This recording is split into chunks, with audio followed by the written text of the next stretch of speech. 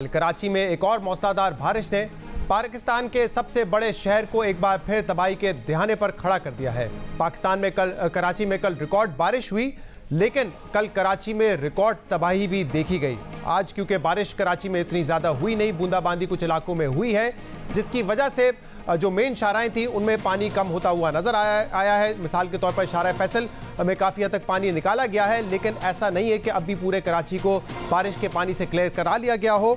आज भी सीएम मुराद अली शाह साहब ने जब प्रेस कॉन्फ्रेंस की तो बताया कि कराची की जो मेन शाराएं हैं, जिसमें आया चुंदीगढ़ रोड है, एम ए जिन्ना रोड है, यूनिवर्सिटी रोड है, यहाँ पानी अब भी खड़ा हुआ है।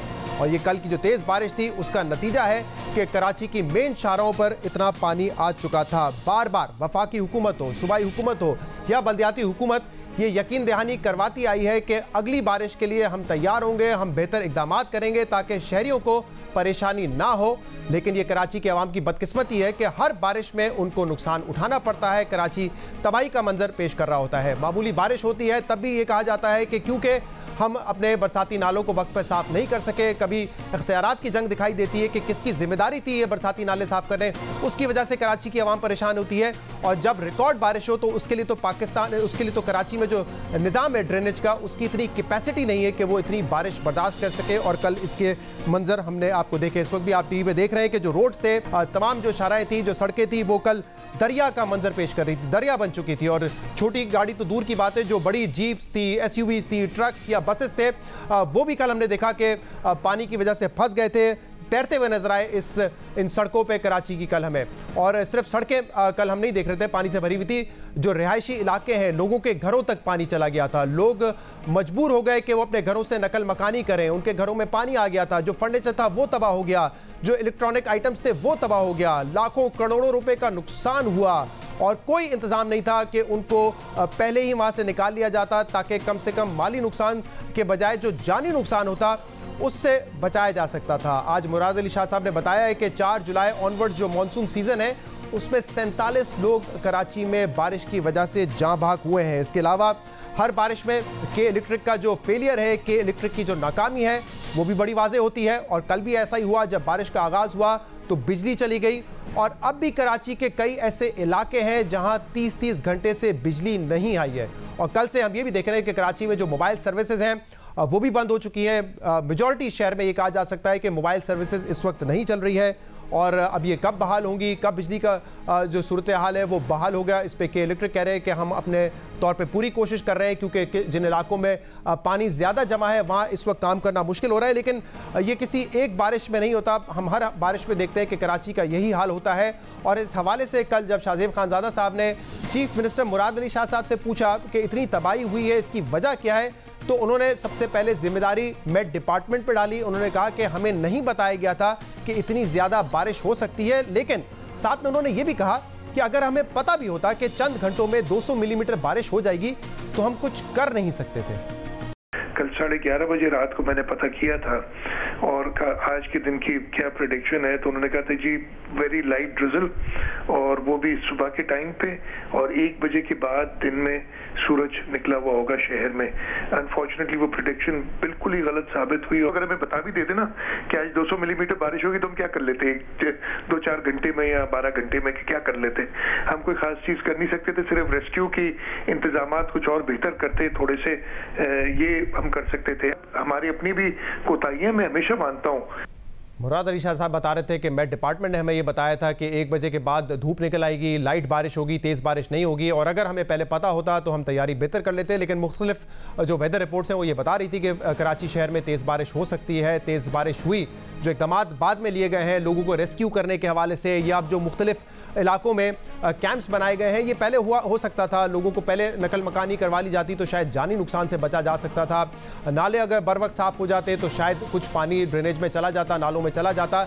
लेकिन अब जो सूरत हाल है और जिस तरीके से मौसम तब्दील हो रहा है, उसके लिए उससे तो ऐसा लगता है कि पूरा जो कराची का ड्रेनेज सिस्टम है, जो निज़ाम है, उसको रिविजिट करने की ज़रूरत है कि इतनी अगर बारिश आइंदा सालों में होती है तो उस पर हम कैसे काबू पाएंगे, क्या इंतजाम होंगे, ये सोचने की ज़रूरत है। लेकिन पीपल्स पार्टी क्या ये करने के लिए तैयार है? क्योंकि 12 साल से सिंध में हुकूमत है पाकिस्तान पीपल्स पार्टी की, और सिर्फ सिंध का नहीं, सबसे बड़ा शहर है कराची पाकिस्तान का। यहाँ से रेवेन्यू जनरेट होता है, तकरीबन 60% रेवेन्यू यहाँ से जनरेट होता है। लेकिन कराची की आवाम को सहूलियात उस हवाले से उसके मुताबिक नहीं दी जाती। ना कराची में कोई प्रॉपर ट्रांसपोर्ट का निज़ाम है। मेट्रो बस पंजाब में 3 है, अब पेशावर में बन चुकी है। कराची वालों को अब तक ये नसीब नहीं हुई है। K4 का मंसूबा पिछले 15 साल से उसके बात सुनी जाती है, अभी तक मुकम्मल नहीं हुआ है।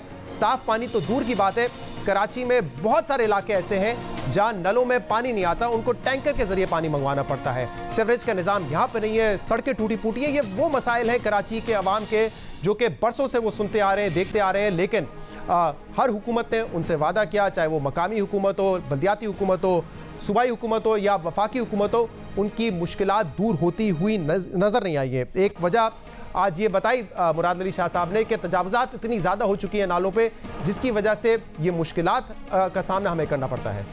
सारा इल्ज़ाम ठीक है, हमारी जिम्मेदारी है, 12 साल से सिंध हुकूमत पाकिस्तान पीपल्स पार्टी के पास रही है।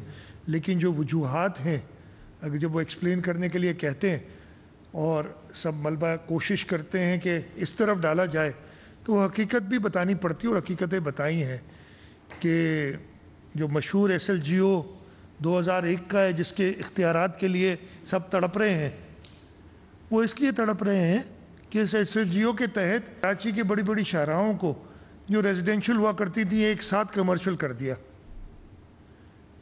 गुज्जर नाले के अंदर पक्की लीजेस दे दी गई। ये कसूर हमारा नहीं, ये कसूर हमारा नहीं है, तजावुज़ात हैं। और कराची का एक और अलमिया भी है, जो बारिश होती है कराची में और जिससे तबाही होती है, वो ऐसा नहीं है कि सिर्फ कच्ची पक्की आबादी जहाँ पर है वहाँ पे ये मसला हो, जहाँ गरीब आबादी है या जो कराची के मज़ाफ़ात हैं वहाँ पे ये मसाइल हो। इवन कराची के जो पॉश इलाके हैं जहाँ पे 10, 15, 20 करोड़ रुपए के मकानात हैं, एलीट वहाँ पे रहती है कराची की, चाहे वो DHAs हो या क्लिफ्टन हो, जहाँ पे कंटोनमेंट और डिफेंस हाउसिंग अथॉरिटी इंतज़ामिया है, वहाँ पर उनका भी बुरा हाल है। वहाँ पर भी हम देखते हैं कि सड़कों पर पानी है, घरों में पानी आ जाता है, सड़कें टूटी फूटी हैं, प्रॉपर ड्रेनेज का निज़ाम उन इलाकों में भी नहीं है जहाँ पे करोड़ों रुपए के मकानात हैं, उनसे वहाँ पे पैसे भी लिए जाते हैं, लेकिन फिर भी उन इलाकों में भी वैसा ड्रेनेज सिस्टम नहीं है। ये क्या सूरत हाल है और इस पर काबू कैसे पाया जाएगा? अब आइंदा के लिए लगता है, जैसे मैंने कहा कि मौसम अगर तब्दील होता रहेगा तो उस पर कैसे काबू पाएंगे, इस पर सईद गनी साहब से हम कुछ देर में बात करेंगे। लेकिन इससे पहले हमारे नुमाइंदे कुछ देर पहले मौजूद थे सुरजानी टाउन में,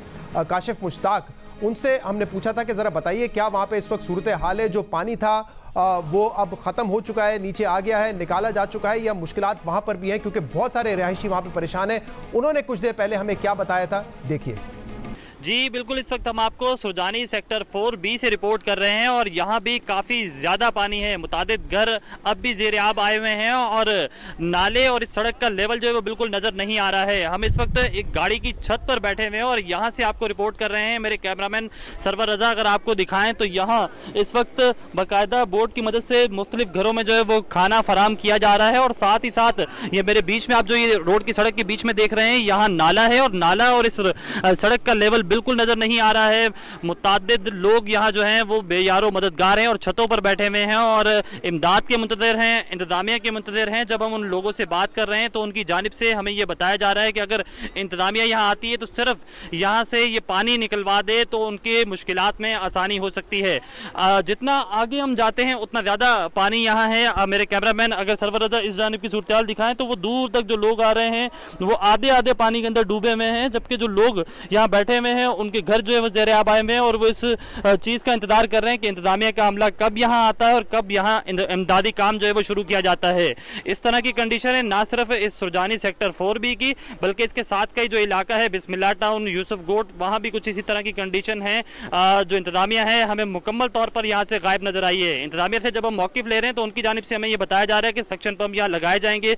बारिश का जो सिस्टम है जब मुकम्मल तौर पर थम जाएगा तो उसके बाद यहाँ निकासी आपके लिए काम शुरू कर दिया जाएगा। तो काशिफ मुश्ताक बता रहे थे सुरजानी टाउन, बिस्मिल्लाह टाउन, इन इलाकों में अभी भी आवाम मुंतज़िर है कि इंतज़ामिया आएगी, पानी निकालेगी। पानी अगर निकाल लिया जाता है इन इलाकों से तो जो मुश्किलात हैं रिहायशियों की वो बहुत हद तक कम हो जाएंगी। सईद गनी साहब इस वक्त हमारे साथ मौजूद हैं, सीनियर मिनिस्टर हैं पाकिस्तान पीपल्स पार्टी के। बहुत बहुत शुक्रिया सईद गनी साहब, आपने हमें ज्वाइन किया। सईद गनी साहब, सबसे पहले तो जरा सूरत हाल बता दें इस वक्त शहर की क्या है, क्योंकि कुछ देर पहले हमारे नुमाइंदे बता रहे थे कि अभी भी कुछ रिहायशी इलाके ऐसे हैं जहां पर इंतजामिया नहीं पहुंची है पानी निकालने के लिए। आपकी क्या असेसमेंट है, क्या सूरत हाल है इस वक्त शहर कराची की? एक तो देखें, इस बात में तो कोई दूसरी राय नहीं है कि जो अनप्रेसिडेंटेड बारिशें हुई हैं और ये मतलब कुछ सदियों का रिकॉर्ड टूटा है कि जो रिकॉर्डेड हमारे पास बारिश है वो 1931 में हुई थी और इस वक्त हम उससे दुगनी बारिश का सामना हमने किया है। तो बारिशें बहुत ज़्यादा हुई हैं और उसकी वजह से तकालीफ भी शहरियों को पहुंची हैं और सिंध हुकूमत ने कोशिश की है कि जितनी मुमकिन हो सके और शहरियों की तकालीफ में कमी लाई जा सके। लेकिन जाहिर है कि इतना बड़ा शहर है, इतनी शदीद किस्म की बारिश हुई है, तो जो पानी खासतौर पर नशेबी इलाकों में ठहरा हुआ है उसको निकालने के लिए वक्त आपको इसलिए चाहिए होता है कि अगर आप जो रिपोर्ट भी दिखा रहे थे अपने नुमाइंदे की, तो आपको ये बता रहा था कि नाले और सड़क में पानी का लेवल एक है। अब अगर सड़क पे खड़ा हुआ पानी या घरों में जो लोगों के पानी जमा हो गया उसको डिस्पोजल नहीं मिलेगा तो वो पानी नहीं जा सकता है। इसीलिए ये कहा गया है कि अगर बारिशें मुकम्मल तौर पर रुक जाती हैं तो नालों में स्पेस बनेगी और डिस्पोजल निकलेगा, तो फिर ये जो पानी घरों में है या सड़कों में है उसको निकाला जाएगा। चलती हुई बारिश में और अगर आपके नाले ओवरफ्लो हो रहे हो तो उस सूरत में पानी नालों में नहीं जा सकता, उसका कोई तरीका नहीं है। आप कहीं उससे मतलब इतने बड़ी मिकदार में पानी मौजूद हो उसको आप बाउजर्स के जरिए भर के कहीं और डिस्पोज नहीं कर सकते। तो ये पूरा एक निज़ाम है, उस निज़ाम की हम मजबूरी है कि जब तक डिस्पोजल नहीं होगा पानी सड़कों से घरों से नहीं उतरेगा। लेकिन जहां जहां डिस्पोजल अवेलेबल है, जहां जहां बड़ी शाहराहों पे हमारे पास निज़ाम मौजूद था, वहां अगर आपने देखा होगा तो अक्सर मकामात पर बड़ी शाहराहों को मोटरेबल कर दिया गया है, वो क्लियर हो गई हैं। अलबत्ता कुछ ऐसे अभी भी पॉइंट्स जरूर हैं जहां पर कुछ पानी मौजूद है। तो ये बहरहाल मैं इस बात से इनकार नहीं करता कि तकलीफ शहरियों को बहुत हो रही है, लेकिन जो पॉसिबल एफर्ट्स हो सकते हैं वो इदारे और हुकूमत ले रही है और हमारी कोशिश है कि जल्द से जल्द इस मसले को हल करें। जो एक बात तो ये बड़ी वाज़ेह है ना कि हमारा जो निज़ाम है वो इतनी ज़्यादा बारिश के लिए प्रिपेयर्ड नहीं है, तैयार नहीं है, इतनी कैपेसिटी नहीं हमारी, और जो हमारा निज़ाम है उसका भी हम सही ख्याल नहीं रखते। जैसे 3-4 हफ्ते पहले जो बारिश हुई थी, सिंध हुकूमत ने आके बताया कि हम 25-30% नाले साफ कर सके थे क्योंकि कोविड की वजह से वर्ल्ड बैंक से जो हमारा एमओयू था उसको वक्त पे एग्जीक्यूट नहीं किया। तो कभी इख्तियारात की जंग मसला बन जाता है, कभी बर वक्त काम नहीं होता, कभी जो है बारिश इतनी हो जाती है कि हमारे पास निज़ाम उतना है नहीं, बेहतर नहीं किया हमने पिछले 12 साल में, आपकी हुकूमत के दौरान भी कुछ नहीं हुआ। तो अवाम तो परेशान रहती है ना, अवाम को हर मरतबा एक एक्सक्यूज़ मिलता है और हर मरतबा ये यकीन दहानी करवाई जाती है कि अगली मरतबा हम बेहतर मैनेज करेंगे। मैं आपसे एक गुजारिश करूँ, नालों की सफाई पर तो कोई इख्तियारात की लड़ाई नहीं है। नाले तो केएमसी और डीएमसी के पास हैं, वही हमेशा उसको साफ करते हैं, वही इनको अभी मेंटेन करते हैं। ये तो पहली मर्तबा हुआ कि सिंध हुकूमत ने नालों की सफाई का काम अपने जिम्मे लिया और उसकी वजह ये थी कि वर्ल्ड बैंक के साथ जो हमारा एक जो प्रोजेक्ट है उसके अंदर बहुत सारे उसके कंपोनेंट्स हैं, उसमें नालों की सफाई का भी और उसके तरीके से साफ करने का काम था। तो अभी तो वर्ल्ड बैंक की तरफ से कोई रिलीजेस नहीं आई, वो तो अंडर प्रोसेस था। लेकिन चूंकि बारिशों का मौसम सर पे आ गया तो सिंध गवर्नमेंट ने अपने तौर पर नालों की सफाई का अमल जो है वो शुरू कर दिया था, तो वो हमने शुरू किया, फिर बीच में एनडीए में भी आ गई। लेकिन एक चीज जरा बिल्कुल समझने की जरूरत यह है कि जब आप नालों की सफाई कर भी लेते हैं और फिर इतनी बड़ी बारिश अगर आ जाए तो बारिश में जब पानी का रेला आता है गलियों से, मोहल्लों से, बाजारों से निकलता हुआ, तो अपने साथ वो हर चीज ले आता है जो गली में मौजूद होती है, जिसमें लकड़ियां भी होती हैं, जिसमें बहुत सारी चीजें होती हैं। तो वो आकर नालों के दोबारा जो चोकिंग पॉइंट्स होते हैं उनको वो बंद करते हैं। तो अगर आपने कभी गौर किया हो, अगर किसी आपके रिपोर्टर ने, तो जहां जहां नालों की सफाई हो गई होती है रोजाना की बुनियाद पर उन पॉइंट्स को रोजाना साफ किया जा रहा होता है ताकि वहां अगर कोई और चीजें आकर जमा हो गई तो उनको निकाला जा सके। और ये चूंकि मैं खुद रेगुलरली विजिट कर रहा होता हूँ, देख रहा होता हूँ, तो मिसालें ऐसी हमारे सामने मौजूद हैं। कोशिश हम कर रहे हैं लेकिन इसमें इख्तियारात की लड़ाई नहीं है। पीपल्स पार्टी की हुकूमत ने बहुत सारी चीजें बेहतर की हैं जो शायद हमसे पहले ज्यादा खराब होती थी। गुलशन फैसल है बाथ आइलैंड के साथ, वो डूब जाया करता था, अल्लाह का शुक्र है इन बारिशों में सूरत हाल नहीं है। शाहरा फैसल 4-4 दिन बंद होती थी। सिंध हुकूमत की कोशिशें कम और नाकामी हमें ज्यादा नजर आती है। और ये सिर्फ बारिश या बरसाती नालों का मसला नहीं है सईद गनी साहब, हर मसला आप उठा लें और आप देख लें कि अवाम को वहां पे कहाँ रिलीफ मिला है।